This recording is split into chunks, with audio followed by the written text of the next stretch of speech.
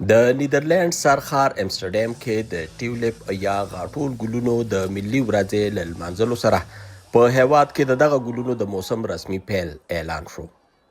په دې لړ کې د امسټرډام په میوزیم پلان باغونو کې یوه میله جوړه کړل شوې وه چې پکې لسګونو زره خلکو ګډون وکړ. دا په داسې حال کې ده چې سږکال د امسټرډام ښار د جوړېدو 250 کلیزه هم لمانځل کیږي.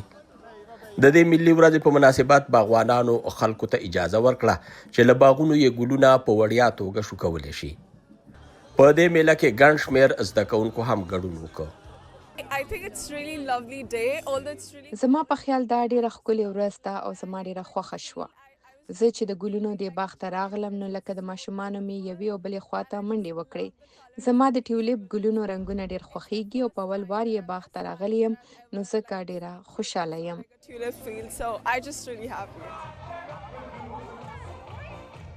که څه هم غاټول ګلونه د نړۍ زیاترو هیوادونو کې کیږي خو تر ټولو زیات په نیدرلینډز کې پیدا کیږي چې نورو هیوادونو ته هم برآمد یا صادرول کیږي.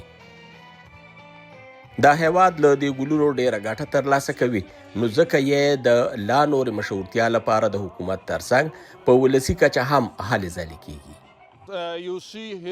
تاسو وینئ چې دلته د نړۍ له بیلابیلو برخو څخه خلک راغلي او وړیا ګلونه شوکوي.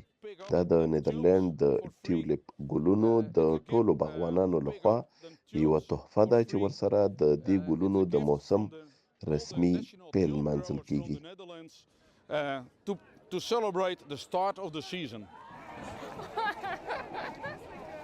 د ټیولپ یا غاټول ګلونو د ملي ورځې د دې میلې تابیا د دغو ګلونو باغوانانو کړې وه چې وایي په دې کې یې خواوشا 2 لکه ګلونه خلکو ته وړیا ورکړل. په نیدرلینډز کې د غاټول ګلونو موسم هر کال په جنوري کې پیلیږي او تر اپریل میاشتې پورې دوام لري.